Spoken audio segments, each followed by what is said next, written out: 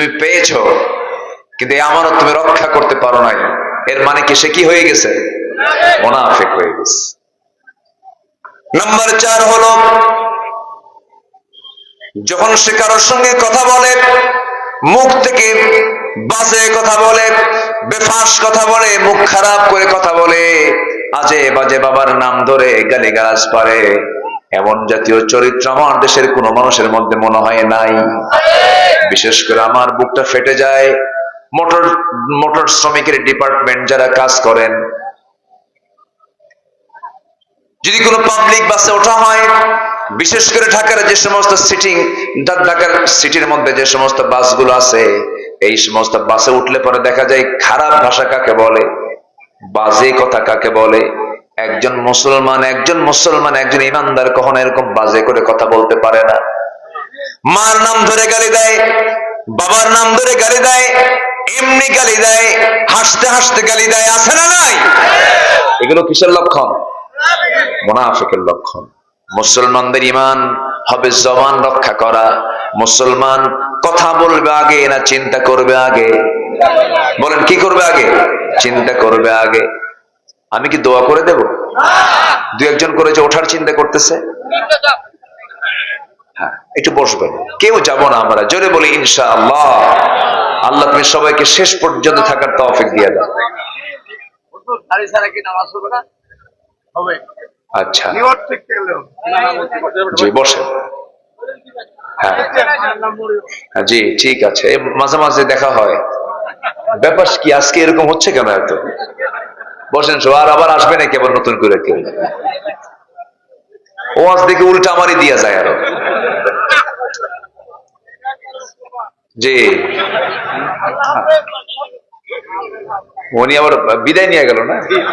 আচ্ছা যাক, আমার দিকে তাকা। আলহামদুলিল্লাহ, আল্লাহ তুমি আমাদেরকে সবাইকে সুস্থ রাখো, জোরে বলি আল্লাহুম্মা আমিন। জি তাহলে আমরা কি কখনো মুখ থেকে বাজে কোনো কথা বলবো? বেফাস কোনো কথা বলবো? কথা আগে না চিন্তা আগে?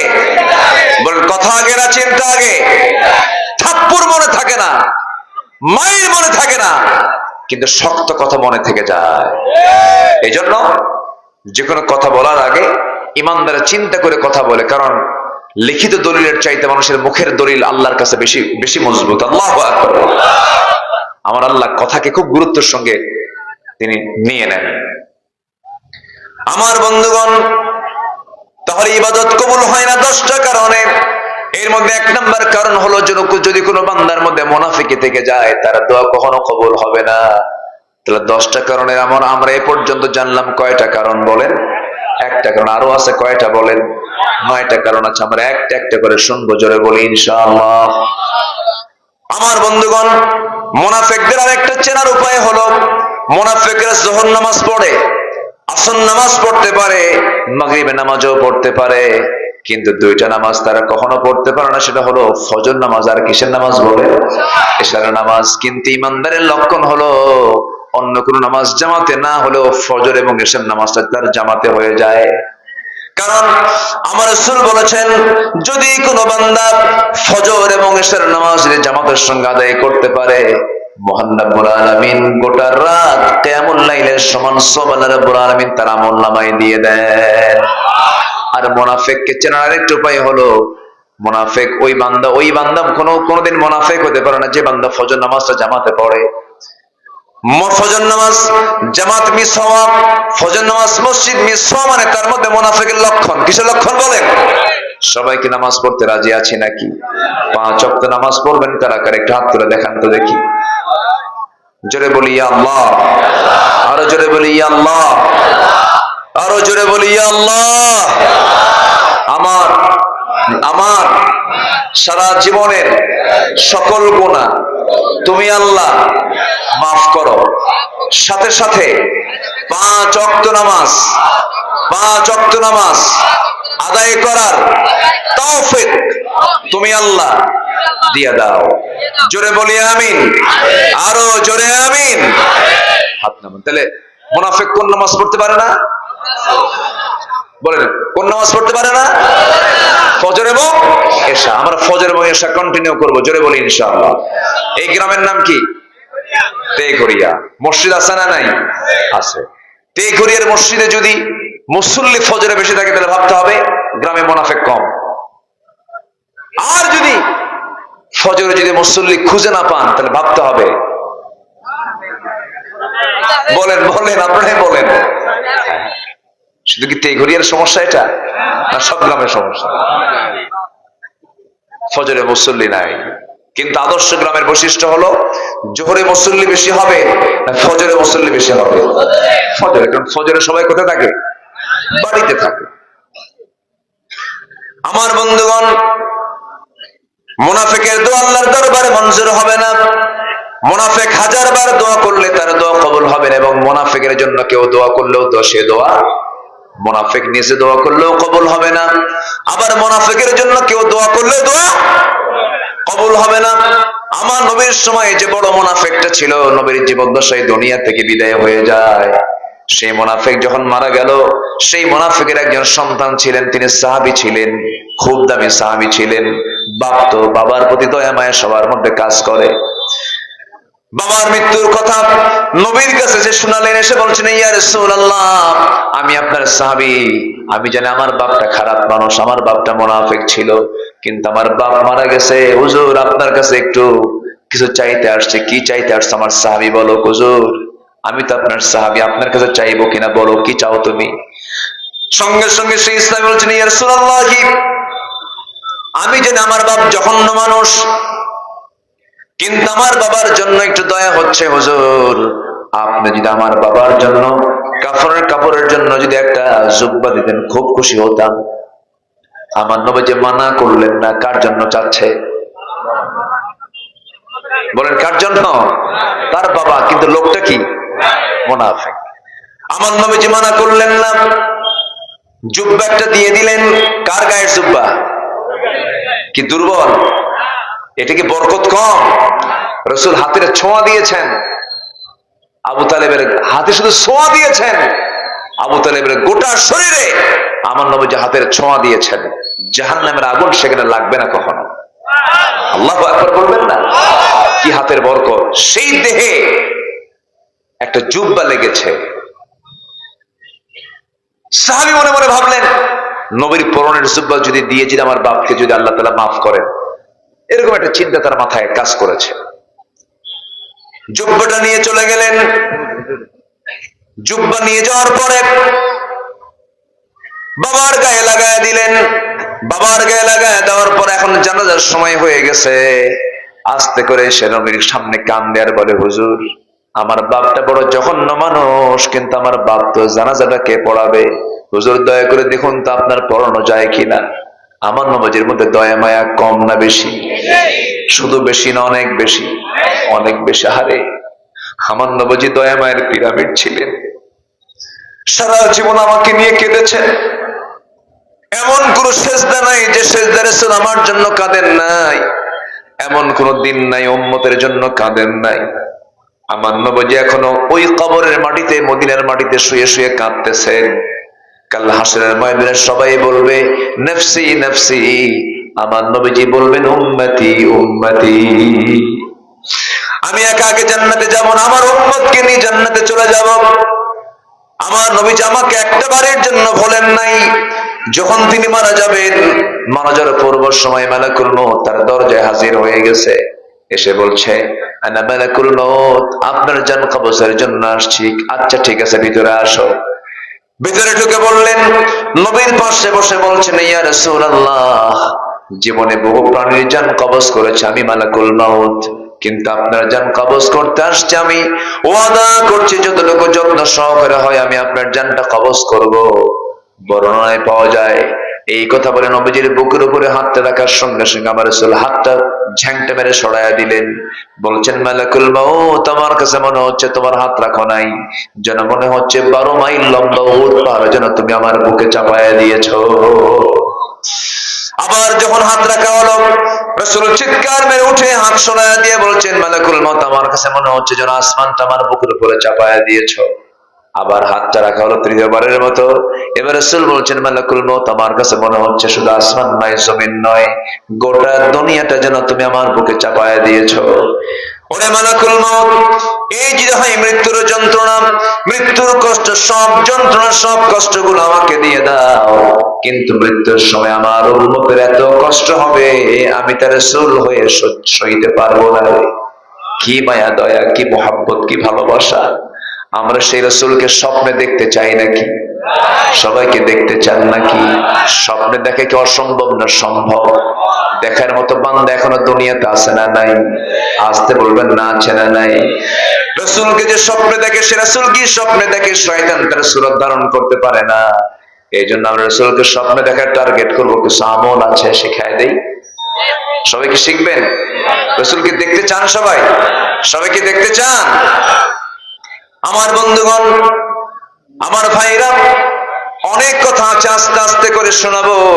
আমার নবীজি দয়া মায়া কতটুকুন বেশি হলে পরে রাসূল মানা করতে পারলেন না, বলছেন যাও সাহাবী, তোমার বাবার জন্য আমার জুব্বাও দিলাম, তোমার বাবার জানাজা আমি হযরত রাসূল হাজির হয়ে যাব, যাও। রাসূল এবার নিজে চলে গেলেন তার জানাজায়। বিশ্ব নবী দোয়া করছেন মুনাফিকের জন্য। আমার নবীজি জানাজার প্রান্তরে হাজির হয়ে গেলেন। জানাজা শুরু হয়ে যাবে, পিছন দিক থেকে ওমরে ফারুক রাদিয়াল্লাহু তাআলা, নরম মানুষ না গরম মানুষ? গরম মানুষ পিছন থেকে জুব্বা টান দিয়ে বলতেছে, হুজুর আপনাদের জানেন লোকটা মুনাফিক, আপনারা তার জানাজা কেন পড়াচ্ছেন? রাসূল বলেন, ওমর রে, আমাকে বাধা দিও না, এই তো আমার সাহাবী, এই সাহাবীর চোখের পানি আমাকে কাঁদিয়েছে। এই সাহাবী বারবার আমাকে বলেছে। আমার নবীজি নামাজের মধ্যে দাঁড়ায় গেলেন, জানাজায় হাজির হয়ে গেলেন। জানাজা যখন শুরু করবেন, এমন সময় তিনি খলিফা ওমর ফারুকের বাধার সম্মুখীন হওয়ার পরও তিনি আটকালেন না। জানাজা শুরু হয়ে গেছে, প্রথম তাকবীর, দ্বিতীয় তাকবীর, জানাজা সম্পন্ন করার সঙ্গে সঙ্গে আল্লাহর পক্ষ থেকে আয়াত নাযিল হলো। আল্লাহ রাব্বুল আলামিন সাফ করে জানায় দিলেন, ইস্তাগফির লাহুম আও লা তাস্তাগফির লাহুম ইন তাস্তাগফির লাহুম ৭০ মাররাতান ফালান ইয়াগফিরাল্লাহু লাহুম। হে রাসূল, আপনি ক্ষমা চান মুনাফিকের জন্য, না চান ক্ষমা চান বা না চান, আল্লাহর দরবারে আপনার মতো নবী যদি, আপনার রাসূল যদি ৭০ বারেরও বেশি বার যদি আপনি তার জন্য দোয়া করেন, সেই তো আমার দরবারে মঞ্জুর হবে না। আমার বন্ধুগণ, আমার নবীর মতো মানুষ দোয়া করেছেন, সেই দোয়া কবুল করেন নাই মুনাফিকতার কারণে। আমার বন্ধুগণ, মুনাফিকের নিজের দোয়া কবুল হয় না, আবার মুনাফিকের জন্য কেউ দোয়া করলেও সেই দোয়া কবুল হয় না। তাহলে নিজেও বাঁচা যাবে না, আবার কেউ আমাকে বাঁচানোর জন্য চেষ্টা করলো, সেও আমাকে বাঁচাতে পারবে না। এই জন্য মুনাফিকের মতো একটা জঘন্য চরিত্র থেকে আল্লাহ পাক আমাদেরকে হেফাজত করুন, জোরে বলে আমিন। মিথ্যা কথা বলবো না, ওয়াদা ভঙ্গ করব না, আমানতের খেয়ানত করব না, মুখ থেকে বেফাস বাজে কথা, গালিগালাজ মুখ থেকে বের করব না। আজকে যদি ইসলামী রাষ্ট্র যদি দেশে কায়েম থাকতো, মোটর শ্রমিক ডিপার্টমেন্টের মুখের খারাপ ভাষা খারাপ থাকতো না, ওদেরকে ট্রেনিং করে ওদের চেহারা সুন্দর হয়ে যেত, নেশার জগতে যেত না, মদ পান করতো না। দেখবেন বহু ড্রাইভার আছে মাদকাসক্ত, চরিত্রহীন। এগুলোর মূল কারণ হলো সামাজিক কারণ। এগুলোর জন্য অবশ্যই প্রশিক্ষণের দরকার আছে না নাই? বলেন, আসতে বলবেন না, আছে না নাই? আচ্ছা, আল্লাহ তুমি এমন একটা দেশ আমাদের জন্য উপহার দিয়ে দাও, জোরে বলি আল্লাহুম্মা আমিন। আমার বন্ধুগণ, নাম্বার 2 হলো আল্লাহর দরবারে ইবাদত কবুল হবে না। 2 নাম্বার কারণ হলো যে সমস্ত বান্দাগুলো অলসতা করবে, ইবাদতে অলসতা করবে। আমার বন্ধুগণ, নামাজের মধ্যে অলসতা আছে না নাই? বলেন, আসতে বলবেন না, আছে না নাই? মুসাফির হালত ভিন্ন বিষয়। মুসাফির হালতে আমার নবীজি জমা করেছেন, জোহর আসর একসঙ্গে পড়েছেন, মাগরিব এশা একসঙ্গে পড়েছেন। সফরের বিষয়কে আল্লাহ রাব্বুল আলামিন কসর করে দিয়েছেন। 4 রাকাত কি কয় রাকাত করবে? 2 রাকাত করবে। নফল পড়ার দরকার নাই, সুন্নতের কোনো জরুরত নাই। 4 রাকাত নামাজ আল্লাহ রাব্বুল আলামিন 2 রাকাত করে দিয়েছেন। ফজরের কোনো কসর হয় না। জোহরের 4 রাকাত কয় রাকাত? আসরের 4 রাকাত কয় রাকাত? এশার 4 রাকাত কয় রাকাত? 2 রাকাত। আল্লাহ বলেছেন, বান্দারে সফর করতে গিয়ে তোর কষ্ট হবে, আমি চাই না। বান্দা যা, আমার পক্ষ থেকে যে 4 রাকাত ফরজ ছিল 2 রাকাত কমায় দিলাম, তবু আমার সেজদা দিয়ে খুশি কর, জোরে কোন সুবহানাল্লাহ। আল্লাহর দয়া আমার উপর কম না বেশি? বেশি। আমার আল্লাহ তাআলা আমাকে মাফ করায় দিতে চান। আমার আল্লাহ তাআলা আমাকে গুনাহমুক্ত দেখতে চান, গুনাহমুক্ত রাখতে চান। বলি তাআলা রব্বুল আলামিন সবকিছুর বন্দোবস্ত করে দিয়েছেন। নামাজের মধ্যে আমরা অলসতা নিয়ে আসবো না। আজান যখন হয়ে যাবে সবার আগে আমার আপনার জন্য কাজ না নামাজ? বলেন, কাজ না নামাজ? অনেকে প্রশ্ন করে, হুজুর আমি অমুক জায়গায় চাকরি করি, নামাজ পড়তে অসুবিধা হয়, কি করব আমি? যে জায়গায় গেলে পরে নামাজের অসুবিধা হবে সেই জায়গায় যাওয়ার কোনো প্রয়োজন? আসতে বলুন না, প্রয়োজন। তবে হ্যাঁ, আপনি যদি বড় বেকায়দায় পড়ে যান, বড় সমস্যায় যদি পড়ে যান, আপনার এছাড়াও কোনো উপায় নাই, আমার বন্ধুগণ, সেই ক্ষেত্রে আপনি ধৈর্যের পরিচয় ধরতে পারেন। তবে এই বেকায়দা চিরদিনের জন্য হবে না, ক্ষণিকের জন্য হতে পারে। কারণ যে কাজ আমাকে নামাজে ব্যাঘাত সৃষ্টি করবে সেই কাজে একজন ইমানদার অংশগ্রহণ করতে পারে না। তাহলে আমরা নামাজে অলসতা দেখাবো না, নামাজে যত্নশীল হব। জোরে বলি ইনশাআল্লাহ। আল্লাহ রাব্বুল আলামিন মুমিনের 7টা কাজের কথা বলেছেন, নামাজ দিয়ে শুরু করেছেন, নামাজ দিয়ে শেষ করেছেন। আল্লাযীনা হুম ফি সালাতিহিম খাশিউন। এই সূরার এই আয়াতের শেষের দিকে আল্লাহ রাব্বুল আলামিন বলছেন, ওয়াল্লাযীনা হুম আলা সালাওয়াতিহিম ইউহাফিযুন। নামাজ যারা খুশুর সঙ্গে আদায় করবে, আবার নামাজে যারা যত্নশীল হবে, আল্লাহ রাব্বুল আলামিন বলছেন আমি এদের হাতে জান্নাতুল ফেরদাউস তুলে দেব। জোরে বলেন সুবহানাল্লাহ।